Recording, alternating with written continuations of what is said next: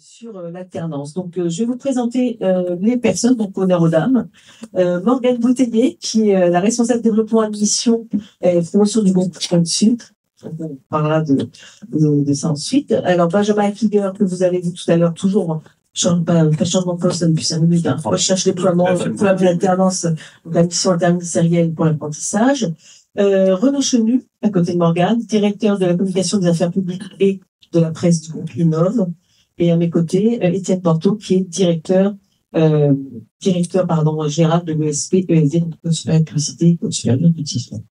Donc, peut-être pour commencer, et moi-même, journaliste, donc, pour le Figaro Pro, c'est moi ce côté. Donc, peut-être pour commencer cette conférence, donc, on a vu au travers des slides, nous a présenté Benjamin, vous avez vu un peu l'attractivité, le regain de l'attractivité et d'activité de l'alternance. Ça, c'est un mot qui nous parle depuis quand même quelques années, depuis, 2018 où là ça a extrêmement augmenté. Donc aujourd'hui on va faire un état des lieux, on va parler des enjeux actuels.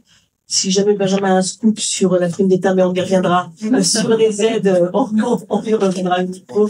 Et voilà, qu'en est-il dans ce contexte de forte concurrence de l'ensemble des établissements, que ce soit dans le privé ou dans le public? On a vu les chiffres, l'alternance plaît beaucoup depuis des années, et ce très tôt. On peut commencer l'alternance très tôt, comme vous savez, et jusque très tard. Donc, quid des limites de l'alternance dans ce qui est donné aujourd'hui entre l'offre et la demande des entreprises? Est-ce qu'il y aura toujours autant d'offres dans l'avenir?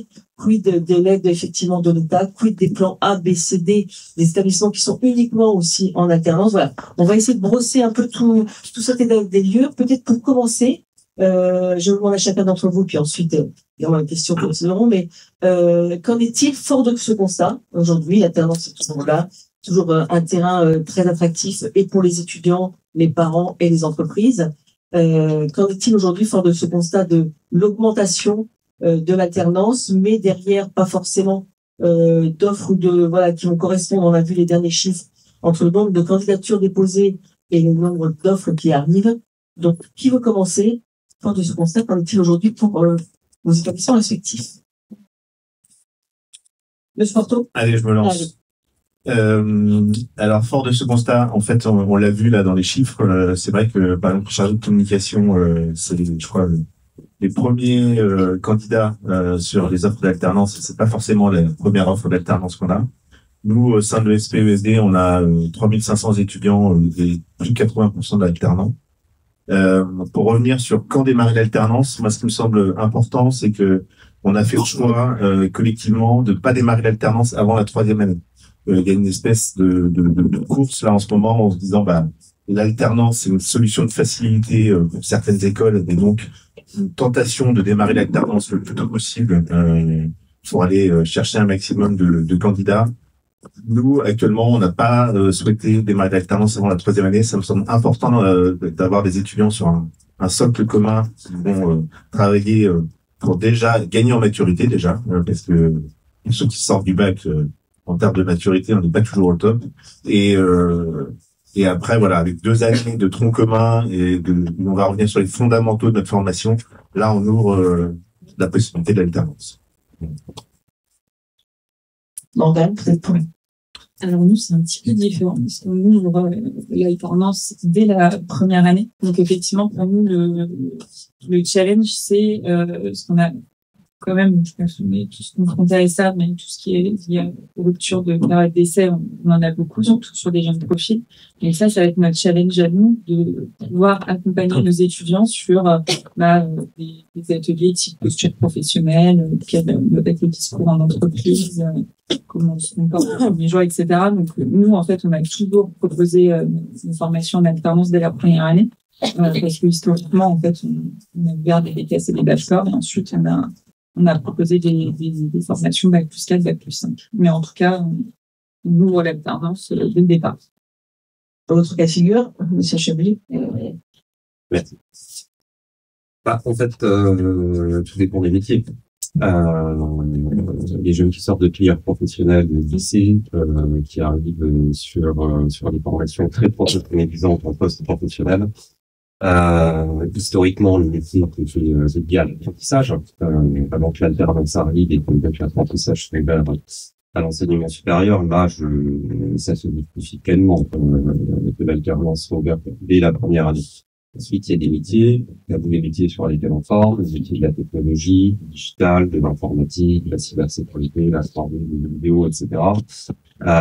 Ce serait criminel d'envoyer des jeunes dès la première année en alternance. Et pour les entreprises, ça fait que ça va le faire, c'est la sécurité en jeu vidéo, ça ne s'invente pas la post-bac. Et pour les gamins. Donc nous, historiquement, on avait décidé d'ouvrir dès le M1, et par rapport à l'événement du marché, parce qu'on doit s'adapter aussi à notre public et au plan des entreprises. Maintenant, à partir du Bachelor 3, sous certaines conditions, de nouveau, l'engagement, de maîtrise des outils, etc.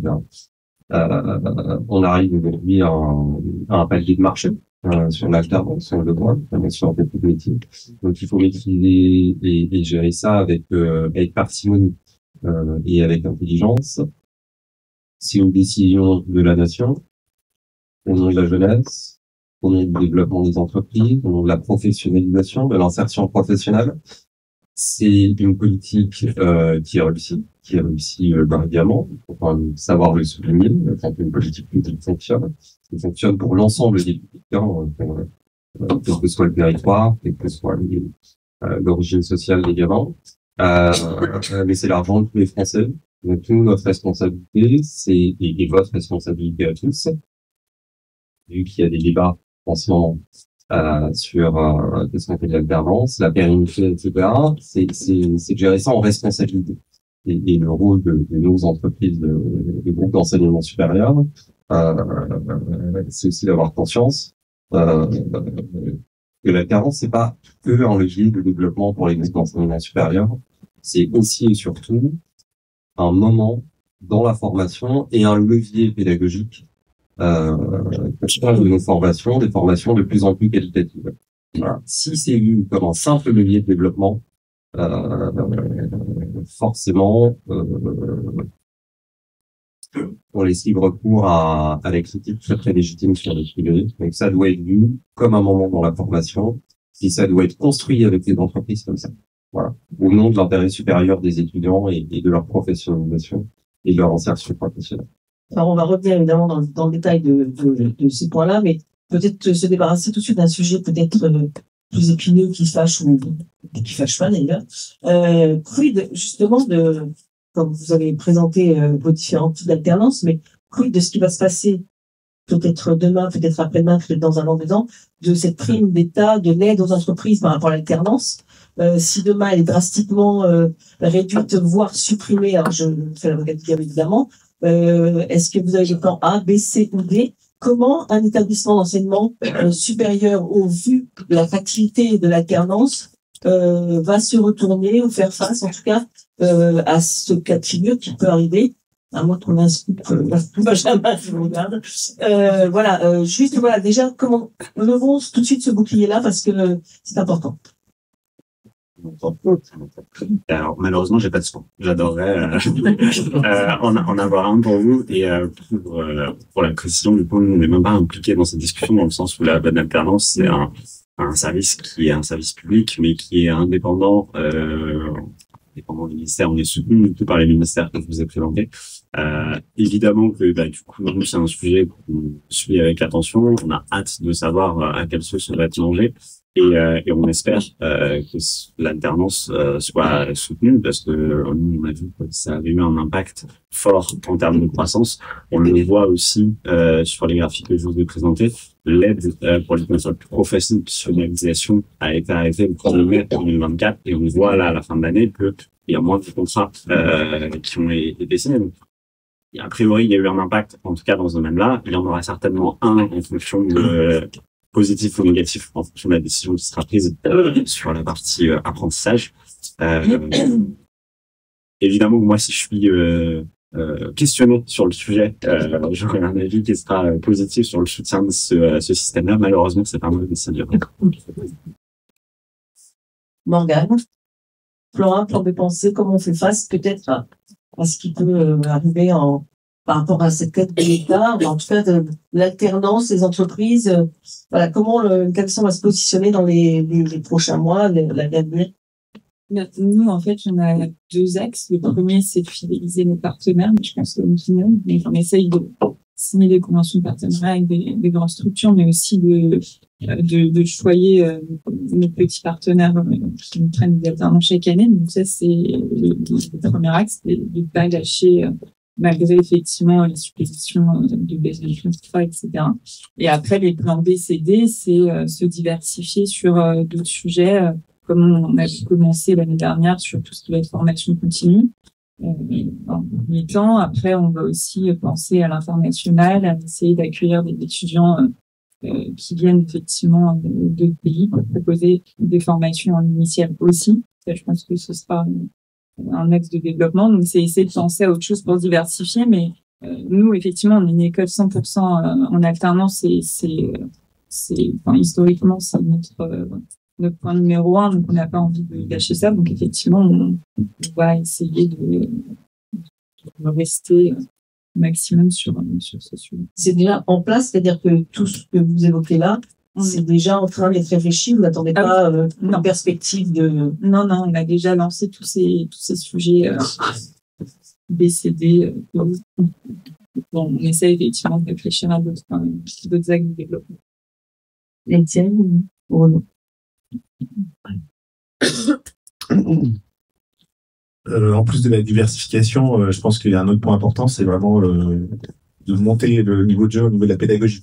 En fait, c'est sûr que il y aura sans doute pas de place pour tout le monde dans un marché qui se tend, et donc on se doit d'être meilleur chaque jour sur ce qu'on propose aux étudiants en termes de formation pour préparer les étudiants à l'alternance. Nous, on a aussi adapté notre rythme de l'alternance, c'est-à-dire qu'on est sur un rythme d'alternance qui plaît beaucoup aux entreprises. On est sur 4 jours en entreprise, 1 jour à l'école. Mais voilà, en tout cas, je pense que la pédagogie, le fait d'avoir des étudiants bien formés, pour s'assurer d'avoir les bons étudiants dans les bonnes entreprises, parce qu'encore une fois, si on est sur une logique business qui n'est pas le cœur de notre activité, on a 2 clients, on a l'étudiant, mais on a l'entreprise. Et donc, il faut vraiment proposer aux entreprises des étudiants qui sont bien formés et qui peuvent répondre aux besoins des entreprises. Oui, de toute façon, la différence, elle se fait sur la qualité. Et la qualité, elle se mesure à l'encadrement des gamins, à la formation qu'on leur donne, donc la pédagogie, mais il faut fortement investir dans la pédagogie. Les rythmes adaptés, absolument. Nous, sur nos métiers, on a décidé plutôt d'aller sur 3 semaines, 1 semaine, par exemple. Et surtout la qualité, elle se mesure à l'employabilité post-diplôme. Et c'est là-dessus que les entreprises petites, grandes, moyennes, nous, on a 5000 entreprises partenaires, on a beaucoup de rencontres dans la technologie, dans l'aérospatiale, dans le cinéma, par rapport à nos métiers. Qui nous font confiance, mais pour qu'ils nous fassent confiance, il faut qu'on tienne nos engagements à ce niveau-là. Et pour les gamins, notre promesse, c'est d'avoir une alternance dans des entreprises qui correspondent à leurs ambitions. Et pour les entreprises, c'est finalement, avec l'alternance, on est en solution RH. Les entreprises, c'est que ça doit être un substitut à des CDI, l'alternance. C'est un pré-recrutement parce qu'ils investissent aussi fortement. Les entreprises là-dessus, pendant 2 ans, ils forment quelqu'un, et donc il faut que cette personne puisse être employable à la sortie. Donc la solution, c'est de faire de la qualité, de répondre à la promesse et à nos engagements vis-à-vis des étudiants et des familles et des entreprises. Vu que c'est le cœur de la réussite de cette politique publique, c'est d'avoir recréé du lien entre les structures d'enseignement supérieur et les familles et les étudiants. C'est quelque chose qui n'existait pas nécessairement, à part dans certains secteurs privilégiés, les grandes écoles, etc., avant 2017, en fait. Voilà. Ça a permis de démocratiser l'excellence, donc à nous d'être à la hauteur de ça. On parlait de pédagogie, on parlait d'international, etc. Est-ce que ça veut dire aussi, est-ce que c'est possible, est-ce que vous l'avez envisagé, que l'alternance peut être revue, j'allais dire à la baisse, je précise ma question, évidemment, quand on est une école qui fait l'alternance de bout en bout, est-ce que c'est envisageable, est-ce que ça a été envisagé de la commencer plus tard et puis de substituer ça à une autre forme d'apprentissage de pédagogie, Est-ce que quand on commence l'alternance en troisième année, on se dit pas, au vu des perspectives, est-ce qu'on va pas la commencer un petit peu plus tard? Voilà. Est-ce qu'il y a des changements j'allais dire, de pédagogie, d'axe d'enseignement qui peut être jouable et envisagé? Est-ce que le stage va rejaillir de ces sources? Parce que c'est vrai que quand on interroge les jeunes gens entre stage et alternance, c'est vrai qu'il n'y a souvent pas photo. Néanmoins, est-ce que c'est réenvisagé? Et puis effectivement, on parlait d'international. Je vais y aller. D'international à l'instant, Morgane, de substituer entre guillemets des départs peut-être plus tôt pour que les jeunes gens puissent pallier voilà, un manque peut-être de demandes ou d'offres, en tout cas sur l'alternance. Voilà. Est-ce que ces formes de pédagogie différentes peuvent être envisagées? Est-ce qu'on peut changer ça très vite? Est-ce que vous l'avez déjà envisagé sur vos perspectives?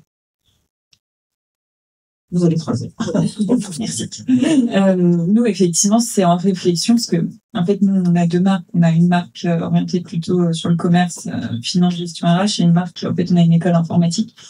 Et on constate que c'est très compliqué dès la première année post-bac de poser de l'alternance et avoir des entreprises qui sont friandes de jeunes de 17-18 ans.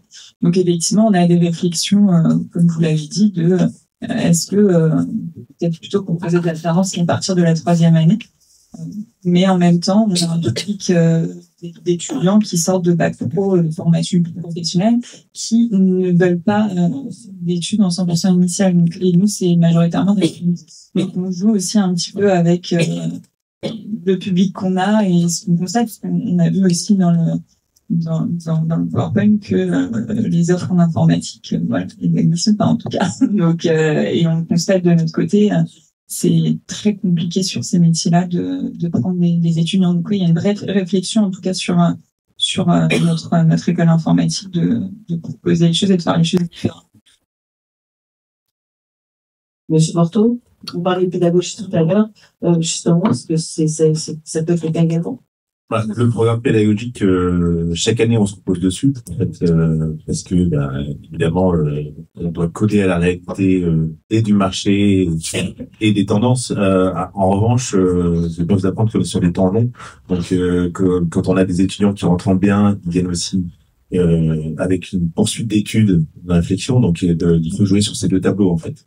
Donc, la réflexion, on l'a pour proposer d'autres programmes potentiellement dans le futur.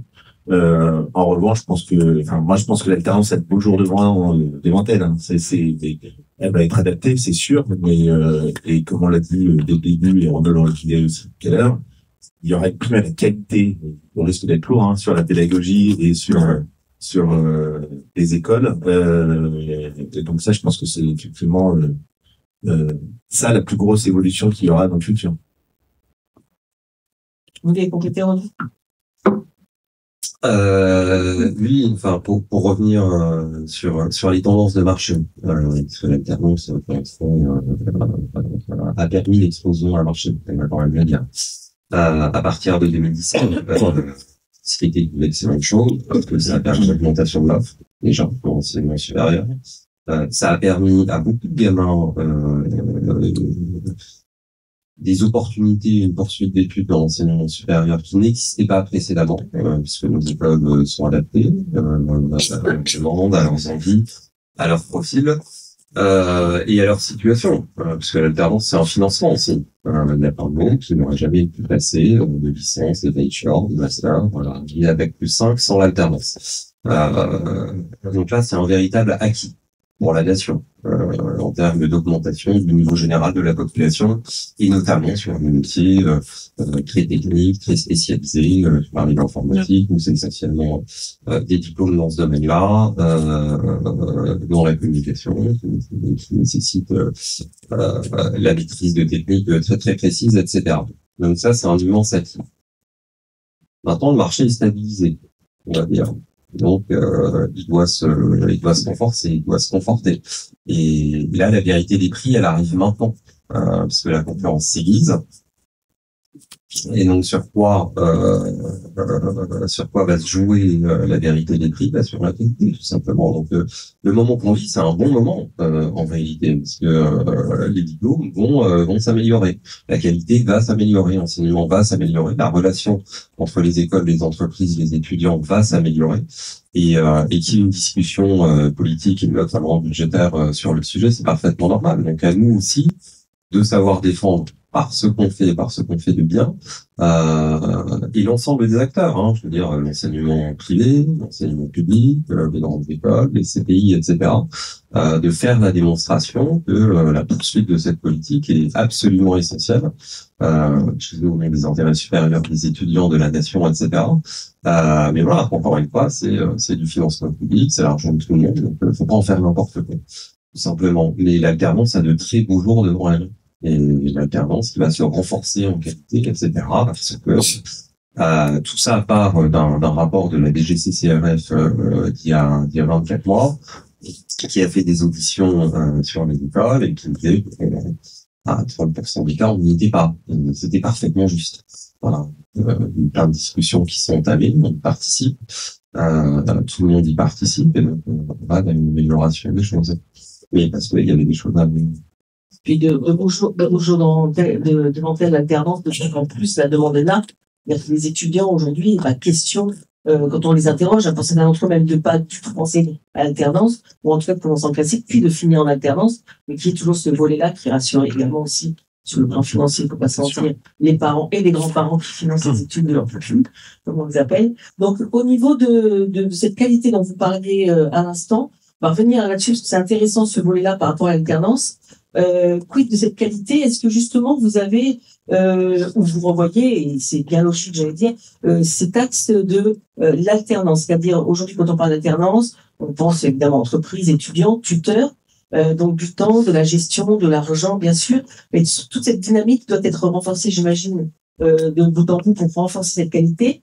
Aujourd'hui, comment vous, j'ai dire malgré le bouclier et l'épée, c'est-à-dire est-ce que vous renforcez plutôt la qualité du tuteur en entreprise, du tuteur à l'école, vous allez renforcer la partie coaching, la partie CV, voilà comment la stratégie de qualité va se transformer presque en opération de sélection par rapport aux étudiants, et ce que vous leur proposez pour que justement cette alternance soit mise en exergue quand on s'interroge sur elle. Donc au niveau des enjeux de cette alternance, sur quoi misez-vous? Est-ce que vous avez des nouveaux champs d'atelier, j'allais dire? Est-ce que cette relation des tuteurs, par exemple, vous l'avez améliorée, optimisée, dynamisée? Ou c'est sur un autre atelier, j'allais dire, de l'alternance que vous misez et que vous mettez au pion? Je pense qu'on n'a pas vraiment le loisir de choisir un axe. En fait, là, on est vraiment dans un momentum où on s'adresse aussi bien aux entreprises qu'aux étudiants. Il y a un enjeu évidemment de nouer des partenariats avec les entreprises sur le long terme. Il y a un enjeu de préparer les étudiants à ce défi qu'est l'alternance, parce qu'on a quand même aussi. Alors moi, j'utilise jamais le terme de PPU, excusez-moi, mais on a aussi des apprenants. On a aussi des apprenants qui ont besoin d'être, oui, on l'a dit, coachés, mais vraiment accompagnés dans cette dynamique.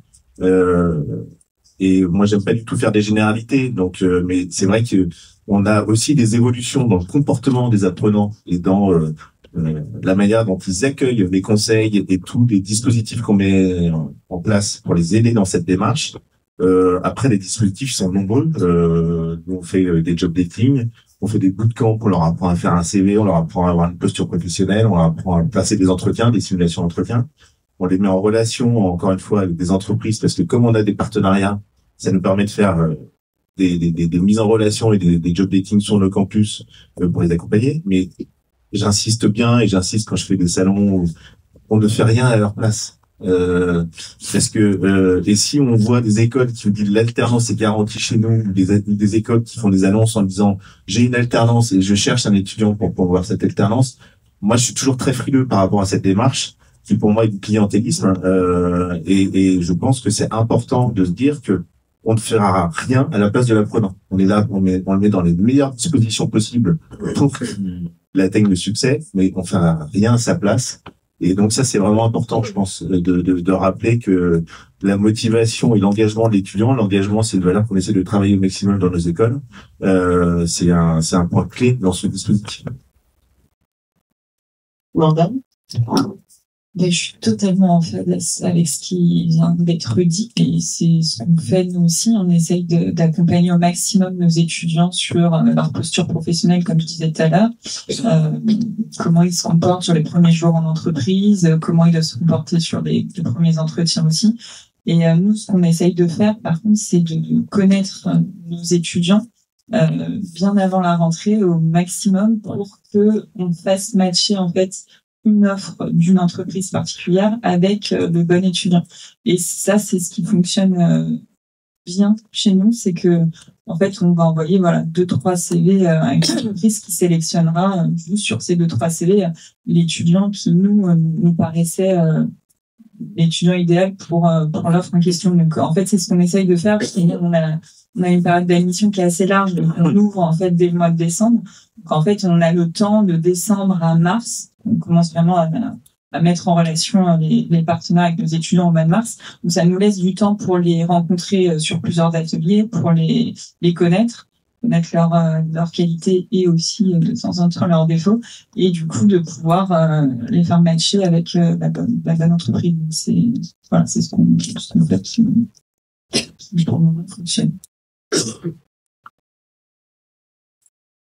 Ouais, pareil que les deux précédents, j'insisterai, parce qu'on est face aussi à une génération très exigeante, et un milieu aussi, parce que ça, les attitudes évoluent en fonction des générations. Et là, la Gen A qui arrive juste derrière la Gen Z, est encore plus précise, se demande. Et donc, nous, on développe de plus en plus le parcours individualisé à travers des outils, spécifiques, il y a des applis, chacun leur compte, etc. Donc, naturellement, on les accompagne dans des temps sur les CV, naturellement, il y a des moments où on est mis en relation avec les entreprises. Mais il faut quand même rappeler à cette génération, c'est pas juste comme ça non plus, que quelle que soit la génération, quel que soit le moment, quel que soit le métier, dans la vie, il y a 5% de chance, et sinon, c'est que du travail et de l'engagement. Mais ça, il faut quand même leur rappeler. Voilà. C'est la clé. Quelques mots là-dessus. Dans le cadre de mes activités avec la bonne alternance, j'ai la chance de rencontrer beaucoup d'étudiants, d'entreprises, d'organismes de formation, pour des déplacements avec eux. Et je travaille aussi assez régulièrement avec des frères qui travaillent sur un produit qui s'appelle Sirius, dont l'activité principale, c'est de questionner des alternants sur leur ressenti, comment est-ce qu'ils ont vécu ce dispositif, etc. Ils ont interrogé l'année dernière plus de 3000 jeunes sur quels sont leurs retours par rapport à ce dispositif, et ce qui en ressort, c'est que ils sont très friands d'avoir des témoignages concrets de jeunes qui ont vécu le parcours qu'ils s'apprêtent à vivre. Donc moi, si j'avais un conseil, un retour à partager avec des écoles, ce serait mettez-les en avant, vos réussites et vos parcours avec les jeunes. Témoignages écrits, vidéos, la possibilité d'échanger avec des étudiants. Ça a un énorme impact sur des jeunes qu'on cherche à séduire pour les faire entrer dans nos formations. Donc n'hésitez pas là-dessus. En tout cas, c'est le retour que eux nous font. Et l'autre point que je pourrais évoquer, c'est sur le rôle du tuteur d'apprentissage, du représentant dans l'entreprise. On peut souvent être formé par son entreprise ou par des organismes partenaires, et c'est quelque chose qui est pas toujours compris ou su des entreprises. Alors c'est dommage, parce que ça peut être un rôle qui est passionnant. Moi, je l'ai été par le passé. J'avais trouvé que c'était une super expérience. Et donc ça peut être un axe aussi pour fidéliser une entreprise et aider à créer un partenariat. Donc c'est les deux retours qui me viennent en tête sur ce sujet-là. Le fait d'avoir des retours transparents pour les jeunes, pour mettre en avant une formation, et puis d'aider encore plus les entreprises sur ce rôle de tuteur d'apprentissage qui peut mériter d'avoir un peu plus d'attention. Je voulais juste ajouter quelque chose par rapport au timing aussi. On l'a vu dans l'étude, les signatures de contrats se font majoritairement en juin. mais sur les campagnes, on voit que les entreprises avancent de plus en plus leur recherche d'alternance et ça converge pas forcément avec le fait que les étudiants recherchent une alternance à ce moment-là. Et il y a un enjeu aussi, je trouve, de réussir à faire matcher tout ce monde-là à un même moment, et donc d'avoir des étudiants qui s'engagent très tôt dans leur recherche d'alternance. Ça, c'est vraiment une complexité avec laquelle on doit faire face. Alors justement, parfaite transition, parce que vous parliez justement le timing, la Gen Z, René, dont vous parliez, parce que c'est vrai que c'est une génération, c'est pas mieux avant, ce sera pas mieux après, mais c'est une génération différente, voilà, qui est mouvante, hein, qui ressort aussi du Covid, donc il y a une autre manière de penser avec des désirataires différents, avec des étudiants qui demandent du sens sur tout ce qu'ils font, etc. Mais on n'est pas à leur place, ne serait-ce que pour passer des entretiens. Donc là-dessus, est-ce que justement, quand vous nous avez détaillé vos le coaching, les CV, etc., vous faites effectivement de nombreux établissements font à peu près la même chose, mais est-ce qu'il n'y a pas un accent qui a été mis justement sur ce profil, j'allais dire différencié de cette génération, parce que comme on le disait à l'instant, c'est une génération qui n'était pas celle d'avant, qui va encore mouver, on voit dans les entretiens par exemple quand on suit les apprenants et pas les pupilles, j'ai retenu Étienne, ce que vous disiez, en entretien, il y a un sur 2, pour ne pas dire 2 sur 2, qui demande combien de jours vous avez de télétravail, parce que l'entreprise que j'ai vue il y a 2 jours, elle a avec vous, vous n'avez qu'un. Donc, je vais réfléchir. Et finalement, c'est les entreprises qui vont peut-être réfléchir à leur temps de télétravail. Donc, c'est une génération qui est différente. Est-ce que vous l'avez pris en compte justement par rapport à des actions qui étaient mises en place, qui fonctionnaient bien, mais qui fonctionnent peut-être un peu moins maintenant? Est-ce qu'il y a un accent qui a été mis sur les personnalités, les désirata, justement ce sens dont vous parliez à l'instant, Renaud, sur cette génération qui est différente? Donc, on prend en compte cette génération qui est ni moins bien ni mieux, mais voilà, qui est d'ailleurs parfois même bluffante, heureusement, donc qui est toujours en quête de sens, de plein de choses, et qui est super exigeante justement par rapport à l'alternance de plus en plus. Donc est-ce qu'il y a des choses qui ont été prises en compte et optimisées dans les établissements? Alors, aucun jugement de valeur. Bien sûr. Non, mais une génération extrêmement attentive à son bien-être, à sa santé mentale, à l'environnement, à la qualité de vie, c'est plutôt une bonne nouvelle. En réalité, parce que du coup, on doit s'adapter. C'est pas seulement de la demande, hein, en fait. C'est un fait de société majeur. Ce que les historiens appellent un moment monstre. C'est-à-dire, on voit la société se transformer à travers une génération qui est hypersensible à tout ce qui se passe autour d'elle. Donc nous, on doit s'adapter dans le cadre de nos établissements, et ça c'est une très très bonne chose, mais aux entreprises aussi de s'adapter, parce que on l'a tous vécu quand on a commencé à manager cette génération-là. On a dû se remettre en question fondamentalement, parce qu'elle n'est pas du tout moins performante, elle peut l'être davantage, mais il faut encadrer différemment. Mais ça c'est un travail qu'on mène avec les RH des entreprises et qui s'adaptent parfaitement. Ensuite, à nous aussi, à ce niveau-là, que le monde va bien trouver devant eux et à leur moindre desiderata, notamment sur la question du télétravail. Voilà, elle livre à l'entreprise de s'organiser comme elle veut. L'entreprise doit s'adapter nécessairement à ses salariés aux revendications et demandes. Mais il faut quand même, faire passer le message. La vie est faite de compromis et de contractualisation, notamment avec leurs futurs employeurs. Alors, s'adapter. Donc, s'adapter, c'est une chose. Non, moi je vais juste rajouter le fait que, mais vous l'avez souligné, c'est que il y a effectivement des faisceaux émergents aussi. C'est une génération qui est très créative, ce qui est une bonne chose pour nous, puisqu'on a des formations d'éducation beaucoup dans la créativité et tout ce qui est art et autour de ces matières-là. Et donc, il faut effectivement, je pense aussi, se dire que le monde professionnel va également changer, bouleversé par cette génération. Voilà. Mais ils sont hyper créatifs, donc il faut les stimuler sur les bons leviers aussi. Donc, opération séduction sur cette génération, mais opération séduction, c'est par rapport aux partenaires et aux entreprises dont vous parliez tout à l'heure.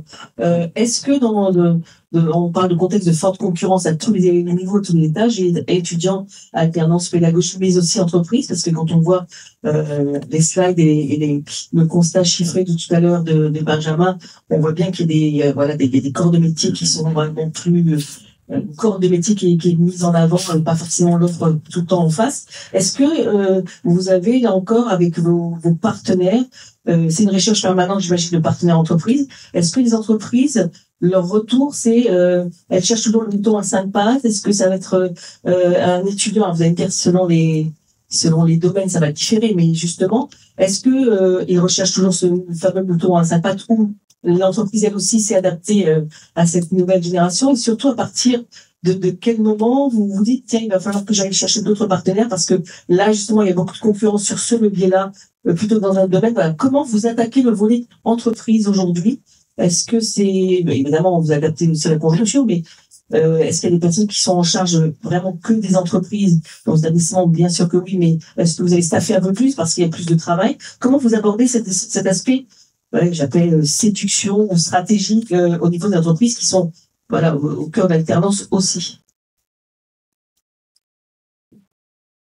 Alors nous, effectivement, côté entreprise, on a un service dédié. Je pense que dans beaucoup d'écoles qu'on a plus staffé du coup et qu'on a spécialisé aussi en fonction des domaines d'activité qu'on va rechercher. Et on a créé des postes type la coordination commerciale sur des grands comptes pour justement développer des partenariats importants. Nous, de notre côté, c'est ce qu'on a fait, mais effectivement, on constate que les entreprises sont de plus en plus exigeantes parce que il y a beaucoup de concurrence aussi. Donc c'est pour ça qu'on continue sur notre créneau de vraiment personnaliser la demande de l'entreprise à l'étudiant qu'on estime le plus adéquate par rapport à l'offre.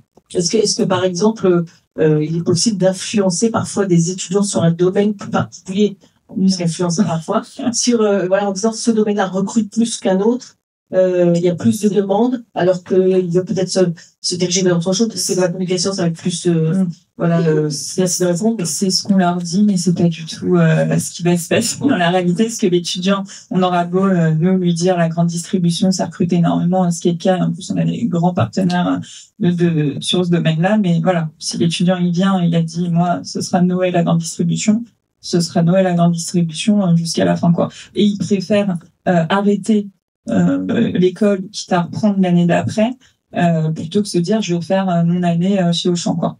Donc en fait on doit aussi jouer avec ça et prendre en considération à un moment donné leurs envies, ce qu'on faisait pas forcément il y a 5 ans. On arrivait beaucoup plus à convaincre les jeunes d'aller sur un secteur ou de les persuader que l'entreprise est bien aussi, mais là en fait on doit faire par rapport à ce que veut l'étudiant. Ouais, c'est un peu la difficulté et à la fois aussi la bonne nouvelle de savoir qu'ils veulent quelque chose, qu'ils sont peut-être passionnés. Ouais. En tout cas, ils ont du coup, à nous de développer justement des partenariats avec des entreprises qui les séduisent davantage. On est obligé de fonctionner un petit peu comme ça depuis quelques années. Dans la com, c'est pareil, Étienne, c'est-à-dire que vous êtes capable, j'imagine que vous êtes capable, mais est-ce que ça se dit à un étudiant de dire va en régime idéal, il y a du boulot, il y a ça, c'est peut-être pas séduction, opération de séduction au départ, mais il y a des métiers, voilà, ils sont tels ou pas d'ailleurs, parce que je parle de la communication parce qu'il y a pas très longtemps, j'ai travaillé avec des étudiants qui me disaient moi jamais je vais faire DIRCOM chez Total. Ah, c'est au-delà de mes valeurs, c'est même pas la peine. Oui, mais il y a des bons postes, là, tu pourrais proposer des choses, toi aussi. Ah non, c'est même pas, no way, comme le disait Morgane. Est-ce que, voilà, c'est le cas, et quand c'est le cas, comment ça se passe? Comment on optimise ça? L'étudiant, déjà, il a pris une voie en choisissant un master, donc il sait déjà un peu dans quelle voie il veut se spécialiser. Alors, c'est un peu moins vrai en B3, qui sont encore un peu plus généralistes, mais je pense que il y a parfois aussi un peu de fantasme sur l'entreprise. On a aussi nombreuses petites entreprises qui cherchent là pour le coup un peu le mouton à 5 pattes. Et donc c'est l'entreprise aussi qui doit adapter son besoin et son attente par rapport à l'étudiant. Donc ça c'est vraiment encore une fois un matching à faire. Et après, il y a évidemment des filières. Là, en ce moment, ça fait déjà quelques années, un effet de mode sur l'événementiel. Beaucoup d'étudiants qui veulent faire de l'événementiel, puis après ils découvrent ce qui est vraiment l'événementiel. Et ils disent waouh, faut se lever tôt, faut se coucher tard, faut bosser le week-end. Donc voilà. Et puis c'est pas forcément un master, c'est plutôt un bachelor. Enfin voilà. Donc il faut adapter tout ça, mais Encore une fois, je pense que oui, il y a les grands groupes. Les grands groupes, on a une relation privilégiée avec eux, on les accompagne pour avoir des profils qui correspondent à leur recherche et que eux proposent des offres qui correspondent au profil de nos alternants. Mais il y a aussi plein de petites entreprises où l'alternance va être aussi très riche parce que l'alternant va toucher à plus de domaines. Et donc, en fait, il n'y a pas de réponse toute faite. Ça dépend vraiment de l'écosystème dans lequel l'alternant va évoluer. Renaud, vous voulez compléter?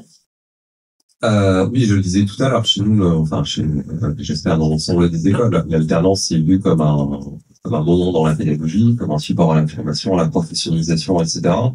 Dans les grands groupes, il n'y a pas vraiment de problème, parce que l'alternance est totalement intégrée à la politique RH, parfaitement accompagnée avec du tutorat, etc. Il y a des moments aussi, hein, fin mars, là, il y a un recrutement des alternants dans les grands groupes est terminé, donc il faut aussi dire aux gamins qui s'y prennent dès maintenant, en fait, dès décembre, hein, parce que les meilleurs postes sont faits à partir de fin mars, donc ceux qui se réveillent en juin, tiens, je suis pas comment,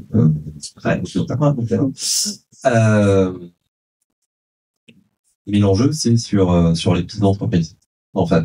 Voilà. Et c'est là que nous, on a une plus-value extrêmement forte, parce qu'on accompagne les entreprises dans leur accompagnement des jeunes. Et donc, c'est là qu'il faut un double tutorat, un à l'école, un dans leur entreprise, et qu'il faut vraiment accompagner ça de façon à ce que tout le monde gagne, en fait. Et l'enjeu très très fort, il est là, et ça se construit petit à petit. Et plus l'entreprise est petite, plus il y a une proximité entre l'alternant et ça, c'est là qu'il faut vraiment accompagner. Donc il y a des personnes dédiées chez nous et chargées des relations entreprises qui suivent quasi quotidiennement ce parcours-là, de façon à ce que ça se passe bien des deux côtés. Benjamin, vous voulez ajouter des choses? Oui, justement, c'est précisément par rapport aux chiffres que j'ai présentés tout à l'heure. Ils sont pas forcément représentatifs de tout le marché, dans le sens où la bonne alternance, c'est encore un outil qui est très perfectible. On est utilisé historiquement par certains acteurs, beaucoup moins par d'autres, parce que on n'a pas encore eu le temps d'évangéliser tout le monde à l'utilisation de notre outil et de communiquer. Donc, sur les 20 000 offres qu'on collectait et que j'ai présentées, il y a des secteurs qui sont clairement sous-représentés, d'autres sur-représentés. Typiquement, aujourd'hui, on a peu d'offres en informatique et moi, je vais faire des efforts l'année prochaine pour qu'on en ait plus, parce que je pense que il y a beaucoup de candidats qui aimeraient en trouver plus sur notre plateforme. Et donc aujourd'hui, on considère que sur les offres qui sont collectées en direct par nous et sur lesquelles je vous ai présenté des chiffres, on présente à peu près 5% du marché. Donc on peut pas forcément nous tirer des conclusions par rapport à ce que j'ai présenté là-dessus. J'espère qu'on se reverra dans quelques années et qu'on représentera beaucoup plus de parts de marché sur ce domaine-là, et qu'on aura beaucoup plus d'offres et qu'on aura des statistiques encore plus pertinentes à proposer. Ouais, juste pour la compréhension de tous, c'est encore perfectible à ce niveau sur l'impact que nous on peut avoir et l'envergure que ça représente sur le marché. Vous parliez justement, Benjamin, tout à l'heure des parcours inspirants, qui était votre retour aussi de parcours d'étudiants qui disaient voilà, on a envie, alors c'est voilà, alternance, insertion professionnelle, donc Alumni, est-ce que ce sont des choses que vous faites, j'imagine? Est-ce que c'est des choses sur lesquelles vous avez là encore redynamisé, optimisé? Est-ce qu'il y a des angles d'attaque que vous utilisez plus aujourd'hui qu'avant? Ces Alumni, vous en avez tous. Comment on les utilise pour les mettre en avant? Parce qu'effectivement, ils sont tous passés par quasiment, sauf celui qui a fait du classique intégralement, mais sont passés par la case alternance. Ce sont des futurs employeurs qui vont recruter eux-mêmes dans leur école. Comment vous gardez cette communauté d'alumni? Comment vous les utilisez aujourd'hui? Vous avez à peu près tout dit dans la question. Pour une école, les alumni, c'est ce qu'elle a de plus précieux encore, en réalité. Parce que c'est les alumni qui vont faire la notoriété, c'est les alumni qui vont parler bien de l'école, vont permettre les futurs recrutements, vont être de futurs employeurs, etc. Sauf que je suis aussi directeur des alumni, donc je connais bien le sujet. La clé pour bien gérer ces alumni, c'est l'accueil des alumni par d'autres alumni. En réalité, c'est que les communautés, les cohortes s'autogèrent. Et après, nous sommes dans des écoles qui sont assez jeunes par rapport aux écoles qui ont une profondeur anthropologique, profonde, universitaire, grandes écoles, etc. Mais ça doit faire partie de la promesse. En tout cas, après, chacun garde l'association des alumni s'il a envie. Peut-être envie de revoir ses camarades de classe. C'est comme ça, en tout cas, que gère la pérennité en profondeur dans le temps. C'est grâce à ces portes d'alumni. ce sont des personnes que vous sollicitez régulièrement, très régulièrement, ou au gré des offres que chacun va vous apporter? Ou est-ce que vous allez les chercher par le fond de chemise en disant, est-ce que tu vas prendre des alternants chez moi? Non, on force personne. Mais par contre, il y a une communauté d'amis qui est animée, avec des responsables locaux, d'associations, par filière, par secteur, etc. Et, il y a un lien qui est gardé avec eux, à travers les lettres, les ateliers. Il y a plein d'outils, hein, pour ça. Mais fondamentalement, cœur de la réussite d'une communauté d'alumni, c'est que les alumni s'y retrouvent, on leur rend un service et qu'ils se rendent des services entre eux. Donc je me dis, la clé, c'est l'accueil des alumni par d'autres alumni, de façon à ce qu'ils s'y retrouvent tous. Ouais, je suis tout à fait d'accord. Peut-être juste un petit point supplémentaire. Je distingue l'ancienneté de l'alumni, en fait. On a des alumni qui sont des jeunes diplômés, qui ont connu, en fait, et qui sont proches de la génération actuelle, les galères dans lesquelles ils sont, et donc on a une forme de mentorat presque des alumni sortants de cette génération qui est en cours de recherche de son alternance pour quand c'est possible, hein, sur les campus, parce que contrairement à ce qu'on peut laisser penser, en fait, l'ESP, c'est une école qui a été créée en 1927. Donc, on a des alumni, là, pour le coup, qui sont retraités aujourd'hui, largement retraités, je leur souhaite, en tout cas. Et donc, on a en revanche, effectivement, des stars, et notamment en agence de pub, en créa, et ainsi de suite. On a eu, par exemple, un témoignage d'alumni d'un alumni qui a décrit tout le processus qu'il a mis en place pour obtenir un lion à Cannes, voilà, un grand prix de la publicité. Donc voilà, on a plusieurs, en fait, on fait intervenir les alumni à plusieurs niveaux, mais je rejoins tout à fait ce que disait Renaud sur l'animation de la communauté et le fait que les alumni trouvent un bénéfice à se retrouver, et le premier bénéfice, ça peut être dans le partage d'expérience, mais aussi dans les retours qu'ils vont en avoir. Morgane, vous voulez commenter? Vraiment, c'est non. On n'est pas encore assez avancé sur ce sujet, mais justement, c'est un vrai axe de développement pour nous, l'animation de cette communauté. Pour le moment, on les fait intervenir surtout pour faire un retour d'expérience sur la formation qu'ils ont eue pour nos étudiants qui souhaitent effectivement poursuivre sur des niveaux supérieurs. Et on les sollicite aussi pour, quand ils sont dans leur entreprise, pour essayer de leur matcher des étudiants qui recherchent de l'alternance, mais on n'est pas encore assez avancé sur le sujet. Au même titre que ces dynamiques, ces différents leviers de communication par rapport aux entreprises, est-ce que, on l'a évoqué un peu tout à l'heure, mais revenons là-dessus, sur le tutorat. On sait qu'il y a toujours un tuteur donc en entreprise, un tuteur dans l'établissement, pour éviter les ruptures, pour tout ce qui peut se passer aussi dans l'alternance. Est-ce que c'est quelque chose sur lequel vous avez mis là aussi un gros effort par rapport aux années passées? Parce que il y a quelques années, c'est vrai que parfois les tuteurs dans les écoles, c'était des profs ici et là. Aujourd'hui, est-ce qu'il y a un sourcing très précis qui se fait au sein des établissements en disant toi tu vas être tuteur ou toi etc. Parce que tu as la psychologie, parce que tu as la pédagogie, parce que tu as la bonne parole. Voilà, est-ce qu'il y a un travail qui a été beaucoup plus optimisé ou pas? Parce que ça fonctionne comme ça, vous allez me dire. Parce qu'on sait, on connaît cette importance avec tout ce qui peut se passer en alternance aujourd'hui en entreprise, pour éviter aussi les ruptures, les désillusions ou autres, que le tuteur en entreprise est aussi important que le tuteur à l'école et vice versa. Le lien il existe, il est créé dès le début. Après on l'entretient pour entretenir cette proximité et la fluidité dans les échanges, aussi bien dans les problèmes que dans les remontées positives. Donc il y a des petits déj tuteurs, il y a des newsletters qui partent vers les tuteurs, il y a des formations à destination des tuteurs, évidemment. Mais après vous dire que ça existe, oui, ça existe. Et on le fait régulièrement. Et après, c'est aussi la bonne volonté du tuteur. On se retrouve quand on fait, je pense que tous autour de la table, quand on fait des petits déjeuners tuteurs, il y a toujours du no-show et ainsi de suite. C'est les aléas du direct, mais en tout cas, on propose et on essaie au maximum d'entretenir cette relation. Benjamin, vous avez des retours vous avez des retours justement des entreprises par rapport au tutorat, au comportement des étudiants aussi en alternance. Est-ce qu'il y a des retours comme ça des entreprises par rapport à des points précis comme ça ou pas? Des retours des entreprises précisément sur ce sujet, j'ai un qui me vient particulièrement en tête. Je pense que les entreprises elles sont Enfin, ce qui me semble important là-dessus, c'est d'avoir de la communication entre la personne qui va être en charge du sujet dans l'entreprise et la personne qui va être en charge du sujet dans l'école. Surtout si on commence à identifier des problèmes, pour que on puisse prévenir des ruptures et réagir en temps voulu. Après, récemment, j'ai pas eu de sujet spécifique sur lequel je peux vous faire des retours là-dessus. Pas de scoop, pas de je vous aurais imagé. Autre question peut-être avant de passer aux questions de la salle aussi. Est-ce que, parce que on en parlait tout à l'heure avec deux, trois personnes, est-ce que l'intelligence artificielle, l'IA, intervient dans vos différents processus d'alternance? Alors je précise ma question, évidemment, on connaît les plateformes dédiées, on connaît tout ce qui, les outils, les process qui existent. Est-ce que vous utilisez ou est-ce que les jeunes gens utilisent l'IA pour les aider à, je vais pas préciser, des fiches de poste, à corriger leur CV? Est-ce que c'est quelque chose qui peut être un levier d'optimisation aussi, dans tous les ateliers, les outils qui existent ou pas?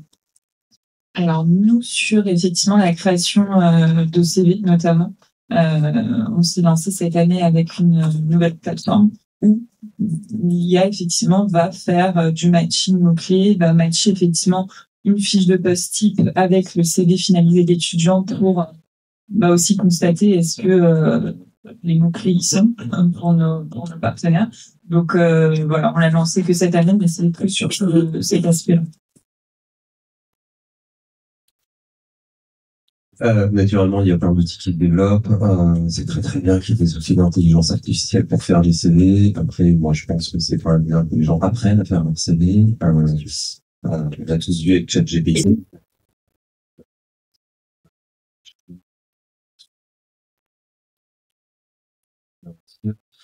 Mais là, on parle d'alternance, d'accompagnement humain, de formation. On intègre l'IA dans nos formations, c'est parfaitement normal, d'autant plus que chez nous, on est essentiellement une école d'informatique, etc. Et sur le sujet spécifique de l'accompagnement des personnes, ils sont la relation humaine dominée, s'il vous plaît.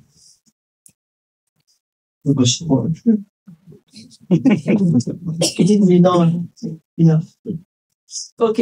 Est-ce que, parce que je vois que le temps file, est-ce que vous avez des questions? Parce que l'idée aussi, c'est qu'on participe tous ensemble à ces questions. Moi, j'en ai d'autres, mais évidemment, je vais vous passer le micro. Ou alors, j'en prends un ici. Voilà. J'ai vu une main se lever. J'arrive.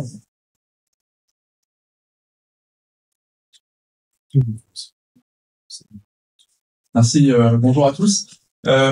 J'ai une question. Alors, vous avez parlé de la responsabilité des écoles, justement vis-à-vis des finances publiques. Vous avez parlé d'accompagnement. On a parlé d'IA. Moi, je pense qu'il y a une chose qui n'a pas été suffisamment évoquée, peut-être. C'est le fait que le but ultime des jeunes qui veulent entrer dans l'alternance, c'est in fine d'avoir un emploi. La question de l'orientation, pour moi, et ça rebondit sur la question de gestion de l'humain, elle est trop souvent absente, je pense, dans beaucoup d'écoles, notamment dans le supérieur, qui sont arrivées en 2019 dans l'alternance. Et ça, je pense que c'est une notion qui, malheureusement, n'est pas suffisamment développée, et on le constate. Alors, même si vous disiez très bien que les chiffres de l'alternance ne sont pas encore tout à fait représentatifs, c'est 5% de l'offre, mais quand on regarde typiquement, ça ne donne absolument pas la différence, le décalage entre le nombre d'offres chargées de communication et le nombre de candidats. Voilà, je pense qu'il y a un rôle aussi, quand on propose des formations d'alternance, de réalité, de dire les choses telles qu'elles sont.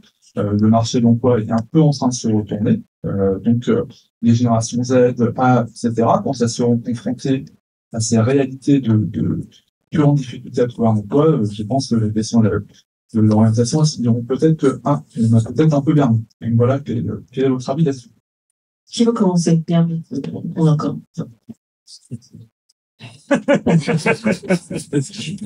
Non, rien, parce que c'est le même groupe. Ouais.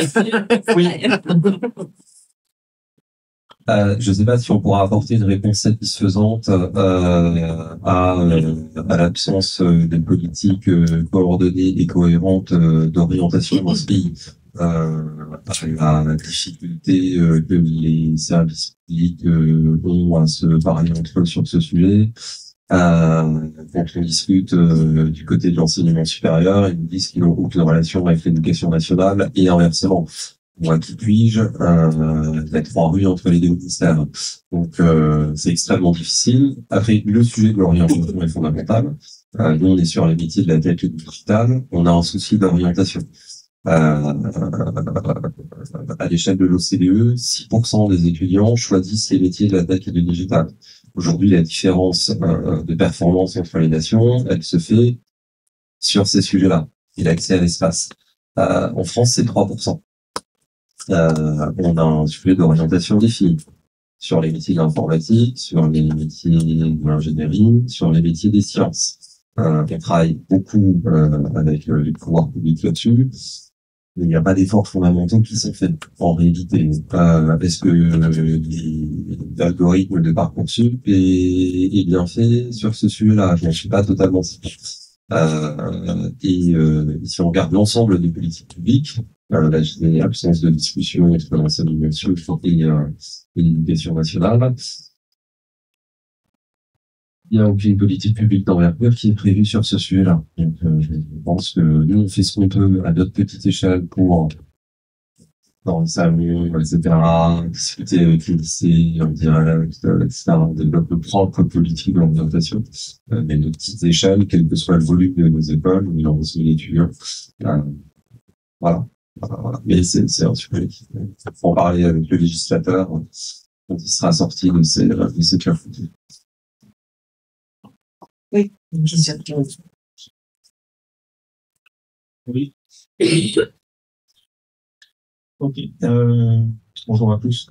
Je viens de la région de Poitou, dans un territoire un petit peu différent, parce qu'on travaille surtout avec des partenaires qui sont des petites entreprises et des publics fragiles.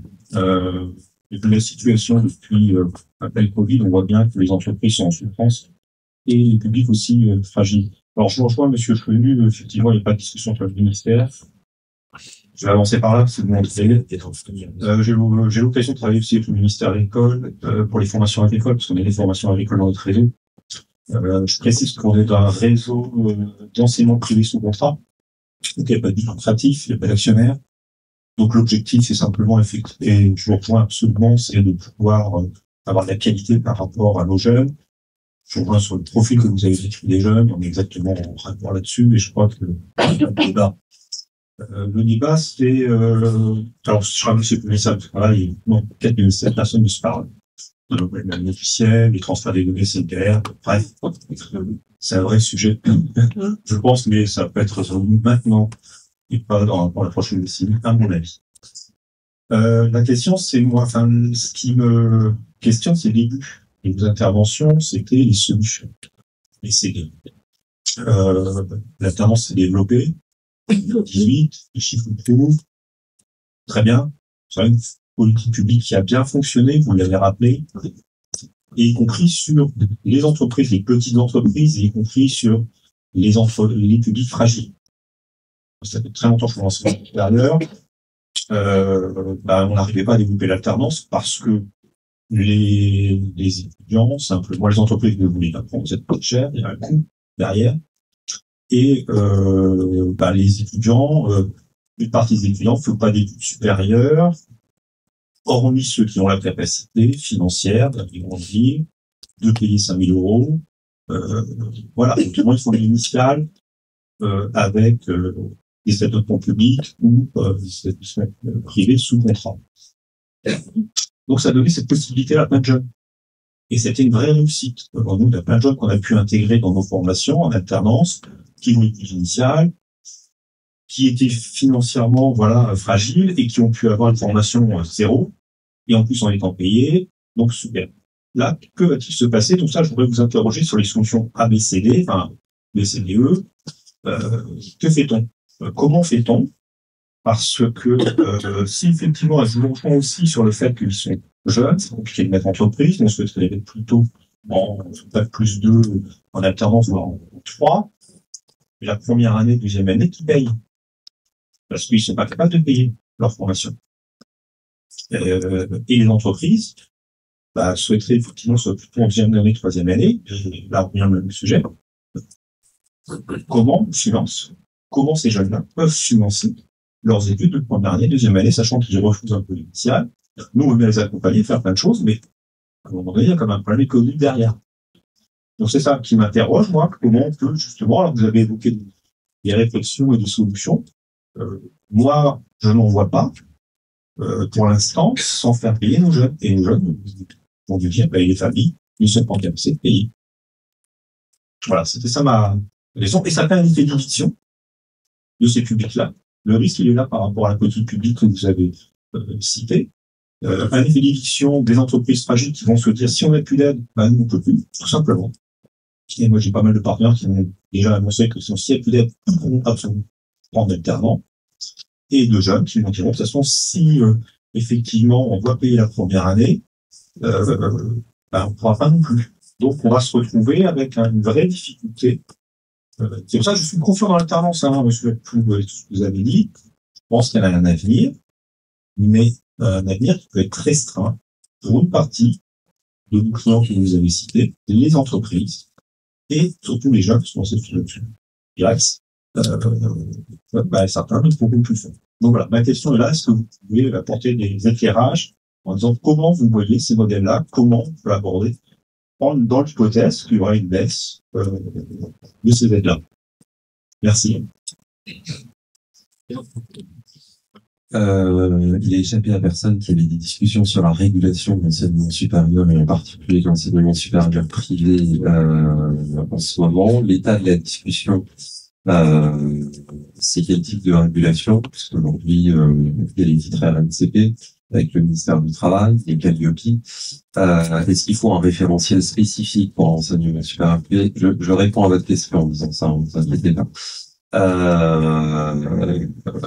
Le même type d'évaluation que les CTI, les grandes écoles, les universités, via les référentiels du HCERS, le Conseil de l'enseignement supérieur, et de la recherche, et je participe à ces discussions, donc je vous réponds très librement. Et nous, ce qu'on a mis sur la table, justement, à ce sujet-là, c'est une inégalité fondamentale qui est très très peu connue dans ce pays.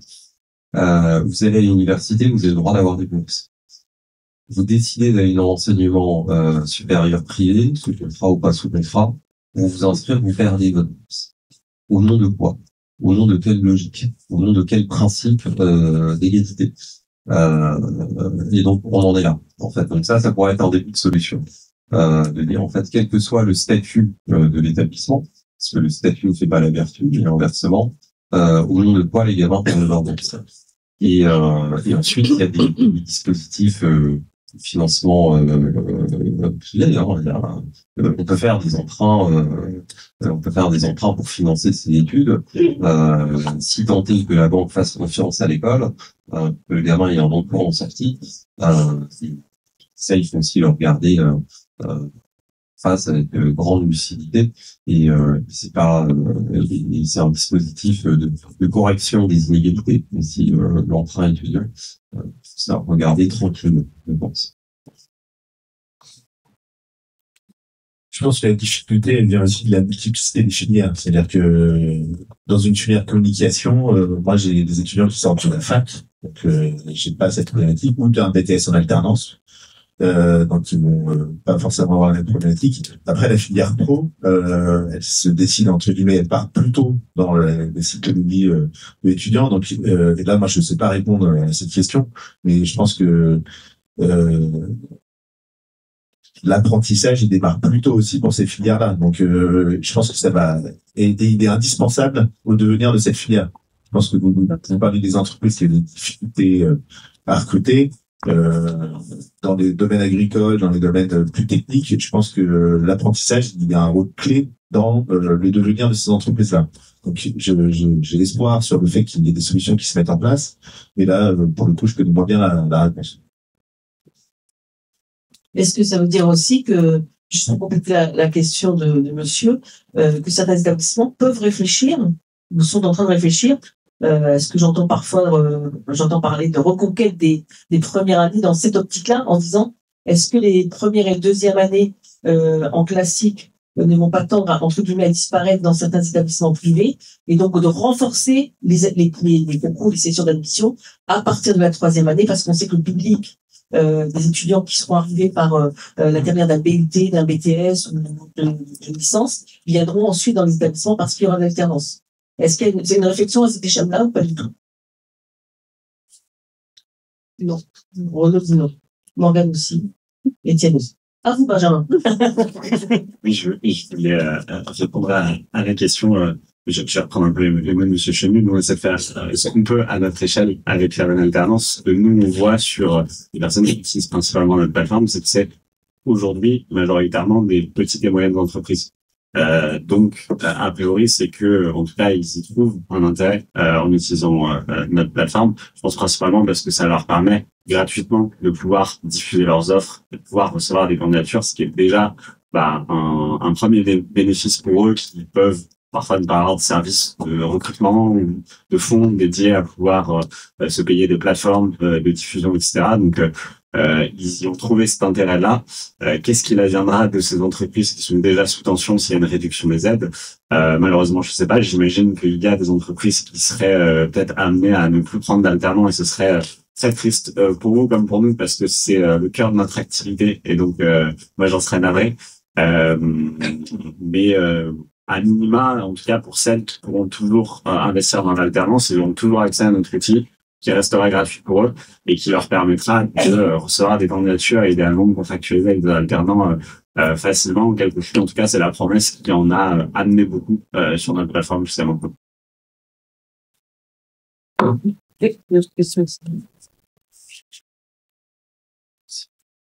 C'est pas vraiment une question, je voulais mettre mon grain de sel sur le débat sur le coût des études. Je pense qu'on pourra pas faire une économie du débat sur le coût des études parce qu'on a parlé de qualité, et des études de qualité, ça coûte cher. Le problème en France, c'est un peu comme avec les médicaments, on a l'impression que les études, c'est gratuit parce qu'on les paye très indirectement. Un collégien, ça coûte 15 000 € à la collectivité par an. Hein.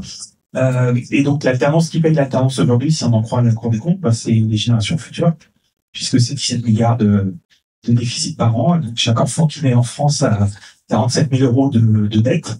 Donc, peut-être qu'effectivement, des solutions d'emprunt pour ces études, ça peut redevenir intéressant si on tombe dans des dérives américaines où ça coûte 100 000 $ par an pour certaines universités. Mais voilà, je pense que le débat autour du financement des études globalement, il est intéressant et important. D'ailleurs, D'ailleurs, dans les établissements, souvent vous êtes affiliés quand on voit les salons, les JPO, les SPO. Il y a toujours un établissement ou 2 établissements bancaires qui sont là pour justement proposer aux étudiants des prêts à taux zéro, en tout cas des prêts intéressants qui sont aussi j'imagine des partenariats importants qui vont être peut-être à optimiser dans les années à venir. Une autre question? J'ai l'impression que je me demande. Pas d'autres questions? C'est normal, c'est l'heure du café.